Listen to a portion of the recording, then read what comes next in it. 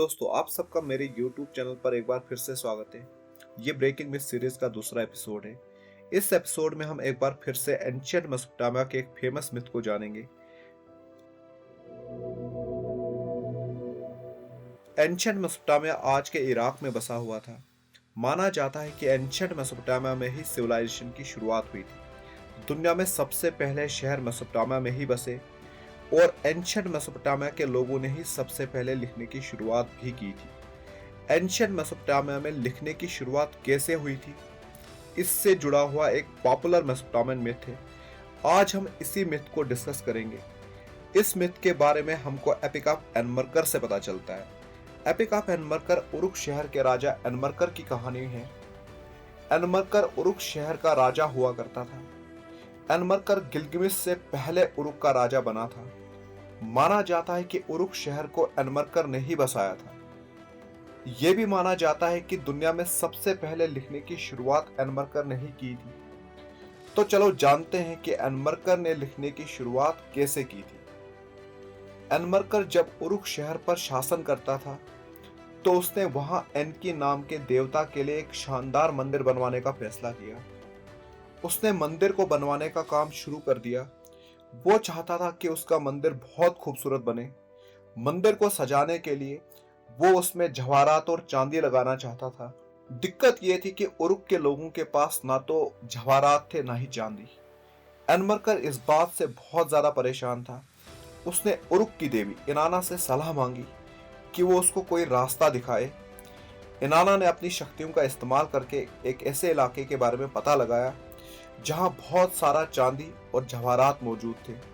उस इलाके का नाम अरट्टा था। इनाना ने एनमरकर को कहा कि वो अपने एक मैसेंजर को अरट्टा भेजे और अरट्टा के राजा से जवाहरात और चांदी मंगवा ले।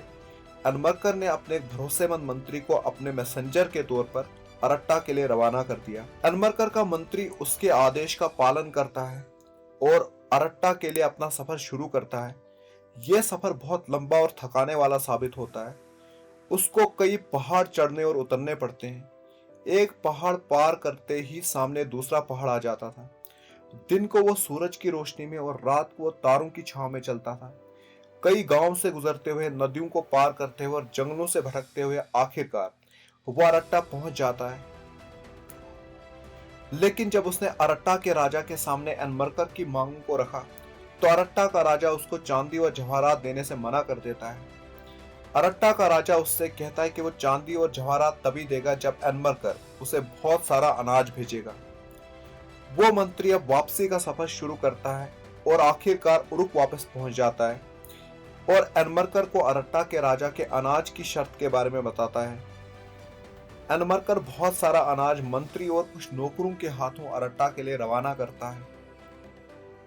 आखिरकार वो मंत्री अनाज लेकर अरट्टा पहुंच जाता है और अरट्टा के राजा को वो अनाज सौंप देता है।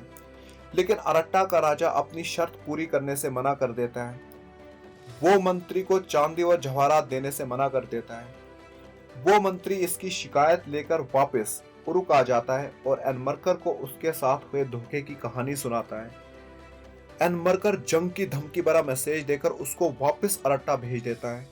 लेकिन अरट्टा का राजा जब जंग की धमकी सुनता है तो वो धमकी का जवाब धमकी से देता है। वो मंत्री जब उरुक शहर वापस पहुंचता है और एनमरकर को धमकी भरा मैसेज देता है तो एनमरकर उसी वक्त मिट्टी की एक टेबलेट बनवाता है और उस पर कील नुमा कुछ अक्षर लिखता है और वो मिट्टी की टेबलेट मैसेंजर को देकर कहता है कि जा इसको अरट्टा के राजा को दिया।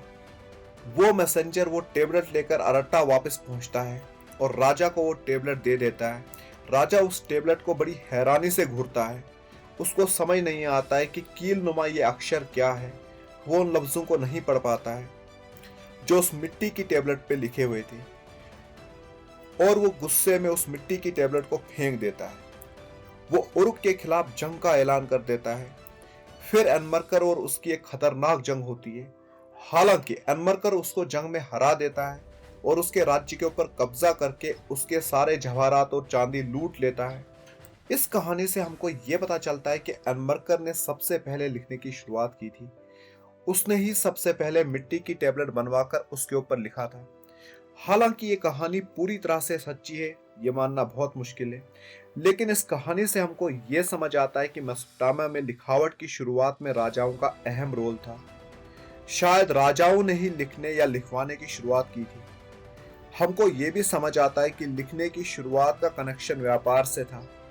व्यापार की वजह से ही लिखने की शुरुआत हुई थी। आज के इस एपिसोड में इतना ही। मिलते हैं नेक्स्ट एपिसोड में एक और इंटरेस्टिंग बिट के साथ।